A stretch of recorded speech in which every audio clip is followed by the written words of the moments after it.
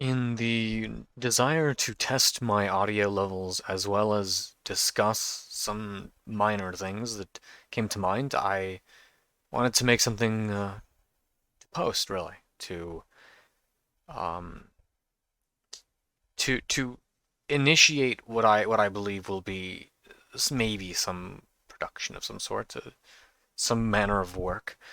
And while its quality may not be reassuring or very high, I do want to post something, as it's been a fair few years or a fair little while since I last posted anything, and I feel it might be somehow therapeutic to place something, really. But perhaps that's a mistake, perhaps I'm wrong, but I suppose only time will tell. Now, that out of the way, I wanted to recollect and go down some memory lane things, and this is entirely unscripted, as you can obviously tell. But this is an extended mic test, so to speak. I believe it's fine to be a bit rambly, as this might be some of what my future may entail. Now, to preface this, this was during high school, which was not super far back for me at this point, I don't think. Um, I remember this gentleman in my class who excelled, what I would say be excelling in the arts and in English specifically. And as I was in a relatively not really prominent English class, but one of some merit, um, I believe that I looked up to a lot of the people in that class as I felt that I was a lesser person, a weaker part of the community, or as it were.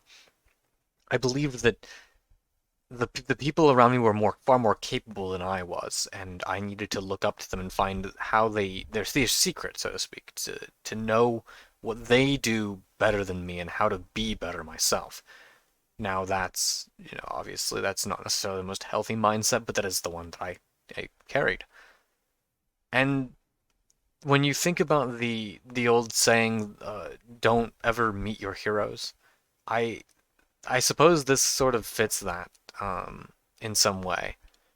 I believe that I wish I would have realized that a lot earlier. And though I wouldn't consider him to be one of my heroes, I did look up to a lot of my classmates in that period, as they obviously had some kind of knowledge, or at least in my mind, had some kind of knowledge that I didn't, that I was lacking, and I wanted to bridge that gap. Now, of course, I I'm unsure. I'm uncertain of if that's true or not. But I remember one time I had tried to discuss with this individual, about the beauty of art and the essence of work, and discuss. I wanted to initiate discussion about like literary works and their merits, and what gives them merits. Um, and he dismissed me in a way that I don't think I've ever recovered from.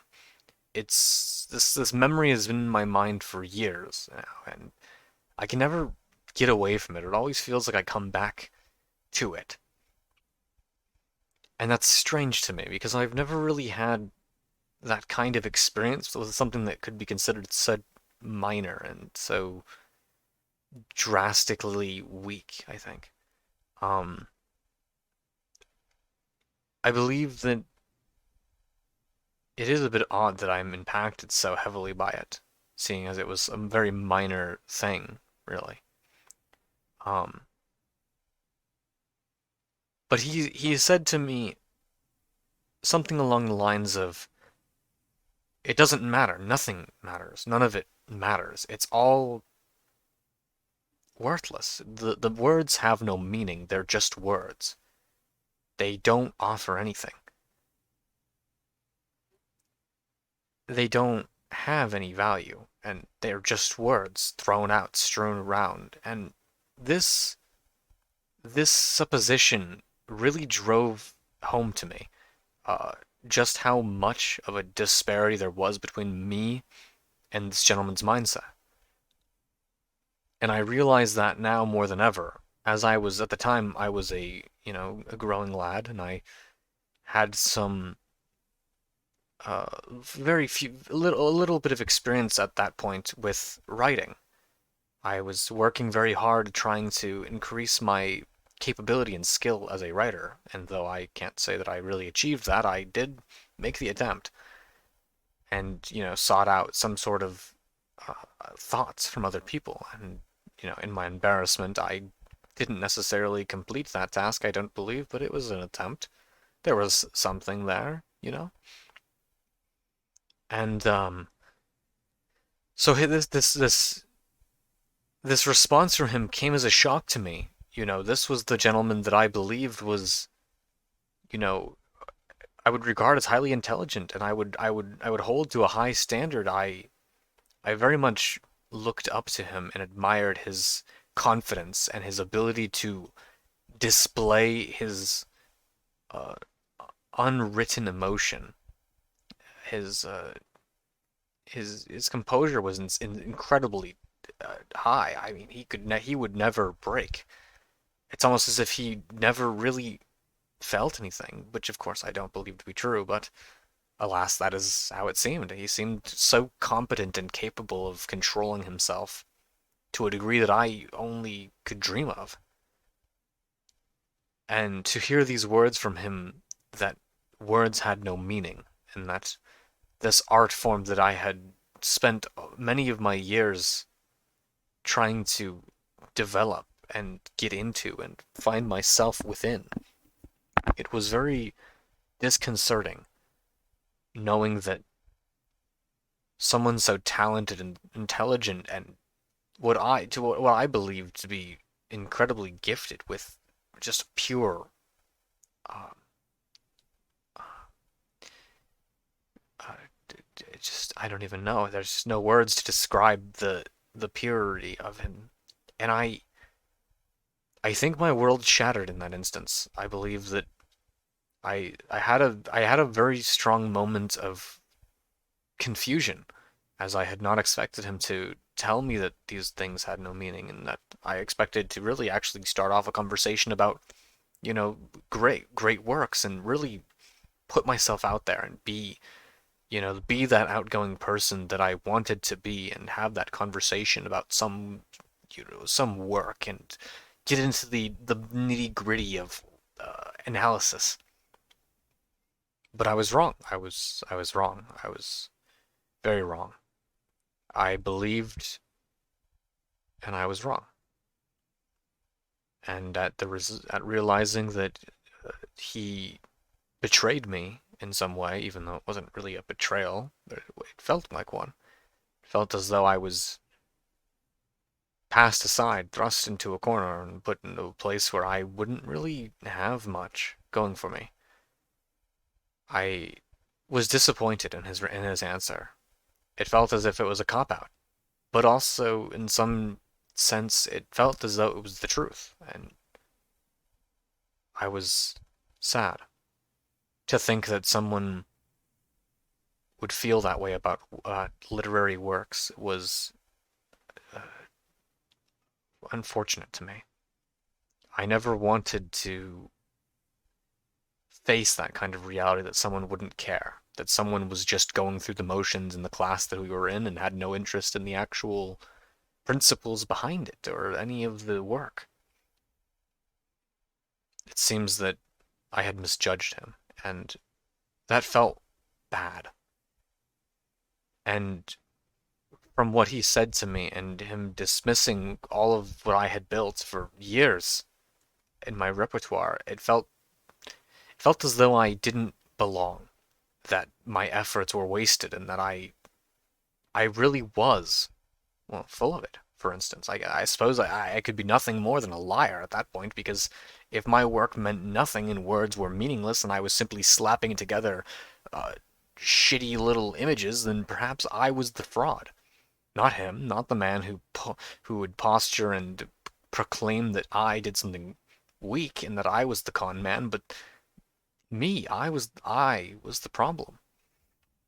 And I thought about that, and I still think about that to this day, and it bothers me. And sometimes I find it hard to know what's right, what's true. Do the words have meaning? Do they not? Do words even matter? Does literary work even matter? Is it all just up to some fucking nuance? What is there in a work anyway that makes it so good or so bad? And I grapple with this idea. I grapple with this thought that perhaps what I create is not worthy of being seen. As some people have said, I believe I watched something that recently that was like that. It said something along those lines of you would gain popularity if your work was good. And if your work isn't popular, then that's a result of you just being bad, not having the capability or the skill. And I think there is some truth in that, but I also want to believe, and maybe this is out of some pitiful sense of desperation to control and hold on to some bit of clarity for myself, but I want to believe that there is something more, that there is some more meaning in it than what is proclaimed and what is said. I believe that I can't always be the liar. There's no way. But perhaps that's just some kind of self satisfaction, some sense of ego protection. And I find it hard to know what the truth of that is. It's frustrating. So in times when I'm having writer's block and when I'm confused by a work and my the direction that I'm going with the work, I think about that. And it hits me. And it always hits hard. Of the thought of, well, maybe what I'm doing is not worth it. Maybe the time that I've spent on this is just worthless and could have been spent better elsewhere. And perhaps that idea extends elsewhere to other aspects and facets of our world and in other art forms and such. But I can't help but believe that maybe he was right. Maybe this doesn't have meaning. Maybe what I'm creating right now has no meaning, and this is just some kind of strange way to vent and ramble on about nothing and be meaningless.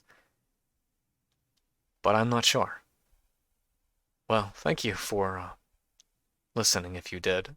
This is, again, just an extended audio test to see where my levels are and where I need to tweak things, and also a little ramble about a life story.